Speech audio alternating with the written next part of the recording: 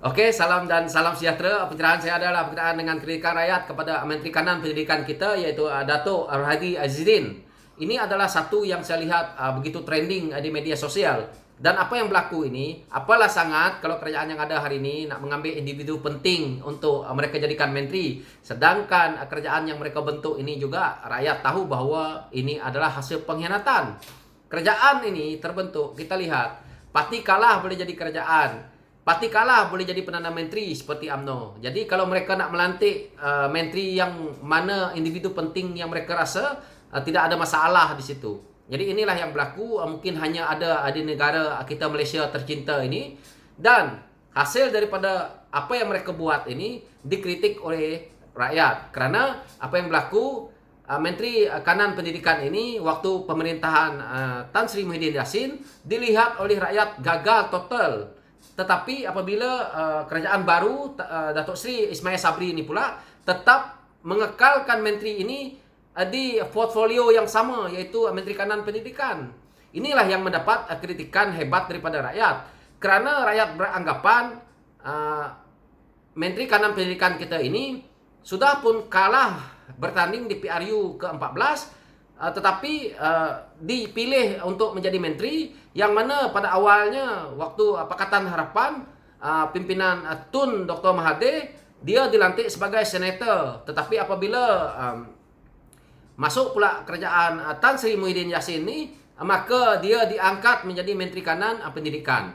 Ini adalah hasil yang kita lihat. Kita tahu Menteri Kanan Pendidikan ini bertanding di kawasan Ketereh, iaitu kawasan yang mana dimenangi oleh Barisan Nasional dan parti UMNO, iaitu Tan Sri Anwar Musa, dan dikatakan oleh rakyat sebagai pemimpin yang bertanding kalah deposit, tetapi boleh menjadi Menteri Kanan Pendidikan. Dan kita tahu kedua-dua mereka yang bertanding di kawasan ini juga, iaitu Tan Sri Anwar Musa, kita lihat memegang portfolio di Kementerian Telekomunikasi, manakala dia tetap dikekalkan dengan portfolio yaitu Menteri Kanan Pendidikan. Ini adalah jelas bahawa Perdana Menteri yang ada hari ini terpaksa menunjukkan diri dia bahawa mengekalkan barisan kepimpinan Tan Sri Muhyiddin Yassin.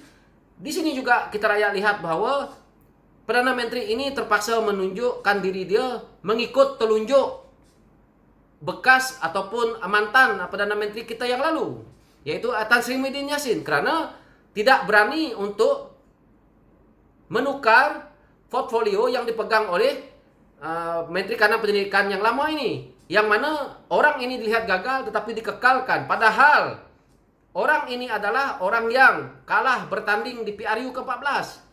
Inilah yang kita lihat hari ini, yang mana apa yang dibuat oleh UMNO apabila menjadi ketua negara, pimpinan di bawah kerajaan yang ada hari ini adalah dipegang oleh UMNO, tetapi pemimpin UMNO seperti Perdana Menteri ini tidak berani untuk menolak Menteri Kanan Prajaran ini daripada untuk tidak memegang portfolio ini, sebab ini adalah apa yang dia fikir, kalau dia tolak maka ini akan menyinggung perasaan mantan Perdana Menteri yang lalu. Sudah jelas di sini. Karena apa yang berlaku ini, kalau orang kalah seperti Menteri Kanan Pendidikan ini terus dikekalkan, dan ini adalah memberi satu gambaran bahawa bertujuan untuk mempertahankan orang bersatu, tetapi di sini kita akan lihat Menteri Kanan Prajaran ini adalah lawannya di Ketereh, yaitu Tan Sri Anwar Musa.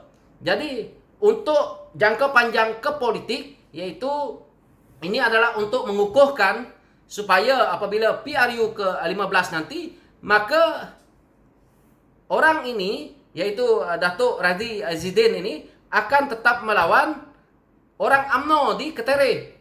Dan sekarang ini apabila beliau menjadi Menteri Kanan Pelajaran, pengaruhnya sudah ada, dan ini adalah bertujuan untuk mengekalkan kuasa dan memberi laluan apabila PRU ke-15 nanti, maka mereka boleh menjadi satu daripada orang yang rakyat lihat bahawa memegang portfolio yang baik dan boleh menaikkan nama beliau untuk melawan Tan Sri Anwar Musa di Ketereh.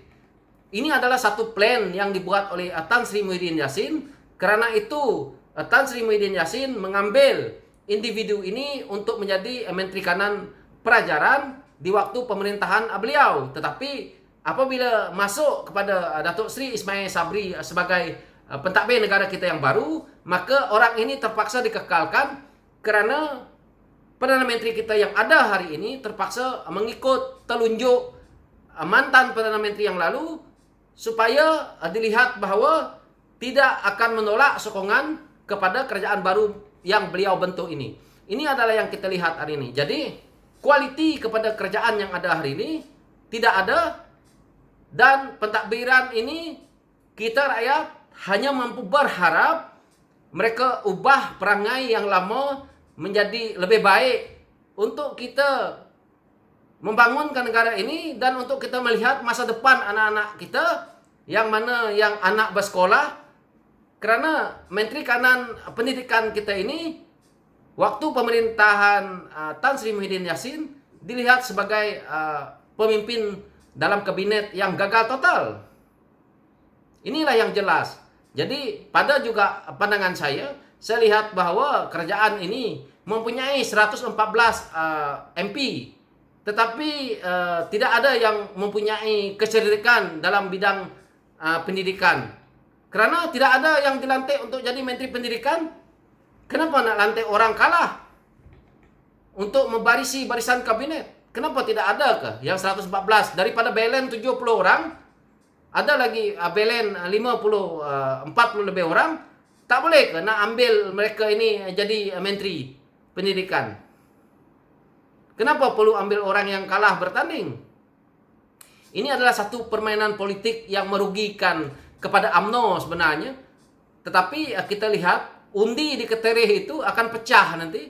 Kerana kita tahu apabila masuk saja PRU ke-15, maka Bersatu akan kekalkan calon yang ini. Maka UMNO akan kekalkan calon iaitu Tan Sri Anwar Musa, serta PKR juga akan meletak calon di situ ataupun pihak pembangkang. Jadi undi itu akan pecah juga. Inilah yang saya lihat. Jadi apa yang berlaku hari ini, kita boleh katakan bahawa kerajaan baru ini tetap dengan cara kepimpinan lama, cuma tukar Perdana Menteri, dan Perdana Menteri ini adalah orang yang hanya mengikut telunjuk daripada ketua parti, terutamanya Parti Bersatu, iaitu Tan Sri Muhyiddin Yassin, dan Perdana Menteri ini juga terpaksa mengikut telunjuk segala parti-parti. Walaupun kecil, mereka boleh meminta apa saja untuk mereka kekalkan mereka dalam kerajaan ini dan meminta apa saja keinginan mereka, yaitu melibatkan jawatan dan sebagainya. Ini adalah satu bentuk kerajaan yang terhasil apabila rapuh. Apa sebab kerajaan ini rapuh? Adalah kerana pembentukan kerajaan ini daripada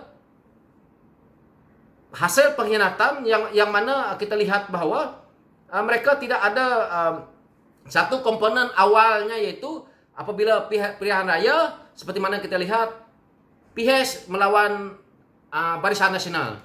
Tetapi apa yang kita lihat hari ini, mereka buat satu gabungan baru di belakang takbir dan mereka kumpulkan yang penting melebihi 111. Ini yang mereka buat hari ini. Inilah hasilnya, yang mana majoriti mereka memerintah itu sangat rapuh. Inilah yang merugikan kita hari ini, yang mana apabila terpaksa melantik orang yang tidak penting, orang yang tidak mempunyai pengalaman, orang yang tidak sesuai pengalamannya dalam bidang ataupun dalam portfolio yang dipegang.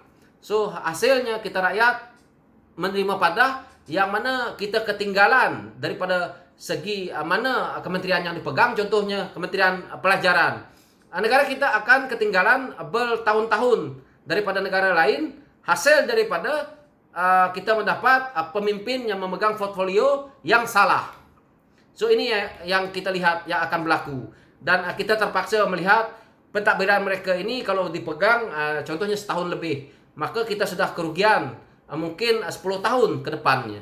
Kerana hasil daripada sikap mereka yang ingin kekalkan kuasa, terutamanya pemimpin UMNO. Inilah yang kita terpaksa alami hari ini. So, begitulah pencerahan saya berkenaan dengan isu ini. Sekian, terima kasih.